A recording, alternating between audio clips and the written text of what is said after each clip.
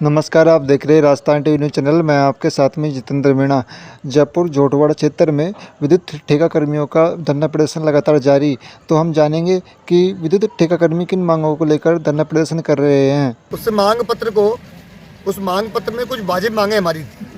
उसमें यह था कि 8 घंटे हमारा ठेका कर्मचारी जो काम करता है उसको 8 घंटे के या तो 21,000 रुपये सैलरी दी जाए, अन्यथा 21,000 रुपये सैलरी नहीं दे रहे हो तो अनुभवशील और शैक्षणिक योग्यताधारी जो हमारा ठेका कर्मचारी है, जो विद्युत क्षेत्र की 5 कंपनियों में प्लेसमेंट एजेंसी के तहत काम करता है, ठेकेदारों के द्वारा लगाए गए ITI धारी, डिप्लोमा, BTech धारक तथा अनुभवी और शिक्षित ठेका कर्मचारियों को अनुभव और शैक्षणिक योग्यता के आधार पर स्थायी भर्ती में प्राथमिकता देकर स्थायी किया जाए। सबसे पहली और प्रमुख मांग हमारी ये थी।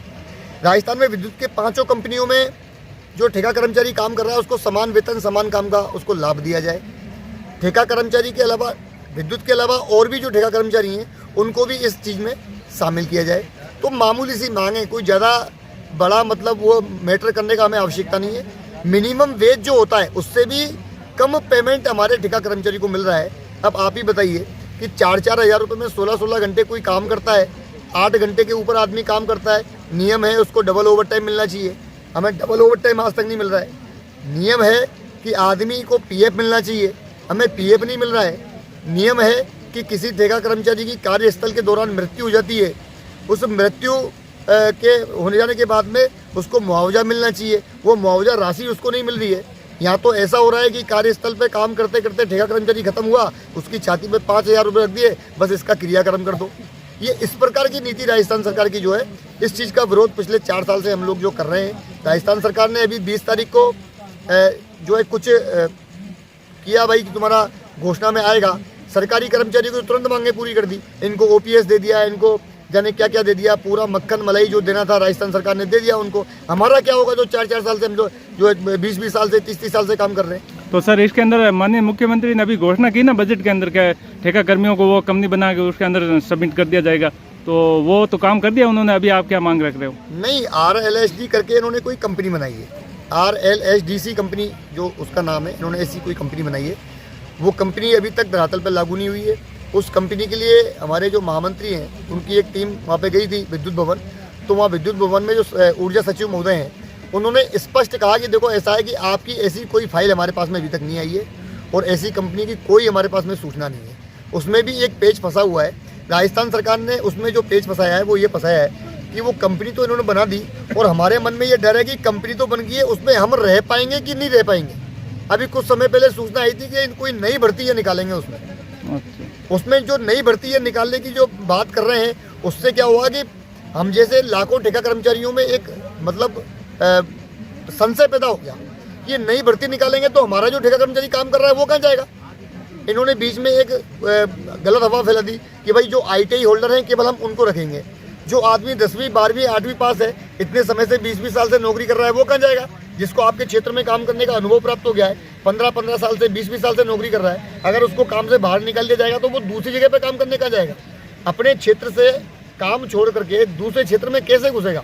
ये बहुत सारे डर है जो 5-5 साल में 3-3 साल, हम कहते हैं कि 3 साल से ऊपर जो भी कर्मचारी काम कर रहा है उसको इसमें सबसे पहले प्राथमिकता दिया जाए। इस क्षेत्र में ठेका कर्मचारी जो 3 साल से ऊपर जो काम कर रहा है उसको पहले प्राथमिकता इस क्षेत्र में दी जाए।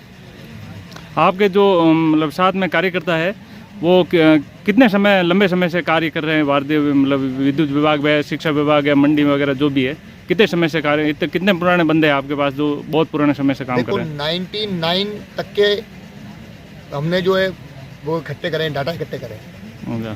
99 ऐसे कर्मचारी भी जो 99 से लेकर के अभी तक काम कर रहे हैं। 98 का भी एक हमारे पास में डाटा। इतना डाटा हम इकट्ठा तो नहीं कर पाए कि मेरा बीच में एक्सीडेंट हो गया था, हमने खुद का अपना पर्सनल डाटा इकट्ठा किया है। हम डाटा इकट्ठा करें तो ये कार एक्सीडेंट में हम डाटा ज़्यादा इकट्ठा नहीं कर पाए, 3 महीने में इस पर रहा, लेकिन हमने डाटा इकट्ठा किया है। और सरकार अगर हमें समय देती है तो मैं बता रहा हूँ कि मैं जो है डाटा इकट्ठा करके सरकार के हाथ में दे दूँगा, वो 2 दिन के अंदर दे दूँगा। वो जो पुराने कर्मचारी लगे हुए हैं उनकी आप क्या मांग कर रहे हो? उनको डायरेक्ट परमानेंट करवाना चाहते हो, कंपनी में सबमिट करवाना चाहते हो? देखो, हमारी मांग बहुत ईजी है। उनके अनुभव के आधार पर, उनकी शैक्षणिक योग्यता के आधार पर और उनके कार्य के आधार पर उनको आप स्थायी भी कर दोगे तो कोई बड़ी बात नहीं कर दोगे। और अगर आपके स्थायी करने में कोई सरकारी पेज फंस रहा है, कोई सरकारी पेज फंस रहा है और कोई समस्या आ रही है, तो हम यूँ कह रहे हैं कि उसका 8 घंटे का 21,000 रुपये वेतन कर दो मिनिमम वेतन, जैसे कि केंद्र सरकार में चलता है और प्रदेशों में चल रहा है। Skilled, high skilled, semi skilled, कुछ ऐसी कैटेगरी चलती है। 3-3 साल में ठेका कर्मचारी का प्रमोशन हो जाता है, ऐसे भी कानून है, तो वो भी इनमें नहीं है।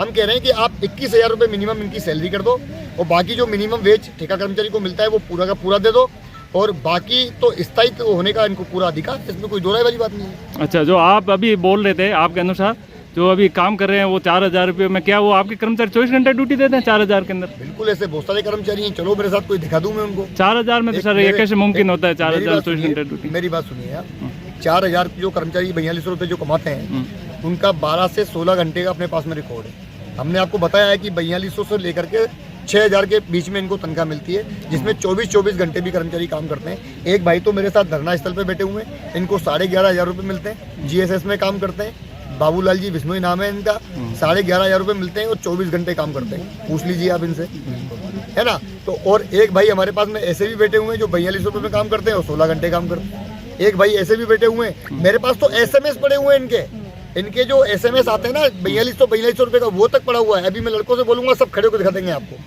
ये सारे फंडामेंटल्स हैं, पूरे सबूत हमारे पास में, सारे SMS जो है उनकी एक वो कॉपी निकलवा के सचिवालय में देकर के आए हम। इनको मुख्यमंत्री मोदी जी को डायरेक्ट पूछा है कि साहब ये देखिए क्या हो रहा है। अभी जो आप मांग रख रहे हैं कि भाई हमारे ये ठेका कर्मियों के, ऐसा काम हिंदुस्तान में और किसी राज्य में हुआ है कि आप पहली बार हवाबाजी कर रहे हो? नहीं, ऐसा हुआ है, क्यों नहीं हुआ है, हरियाणा में हुआ है। अच्छा, हरियाणा में हुआ है, पंजाब में हुआ है, अभी महाराष्ट्र के अंदर भी हुआ है, अभी मध्य प्रदेश के अंदर भी हुआ है, उत्तर प्रदेश के अंदर भी हुआ है, उड़ीसा के अंदर मामला चल रहा है अभी, उनको हमारे प्रदेश में ज़्यादा चल रहा है। उनको सरकारी बना के सबमिट किया है, सरकारी कंपनी बना के? सरकारी नहीं बनाया, जिस टाइप से जो ये कंपनी बना रहे हैं ना, इसी प्रकार की कंपनी की कवायद एक हरियाणा में की गई थी। अच्छा, हरियाणा की तर्ज पे। भारत माता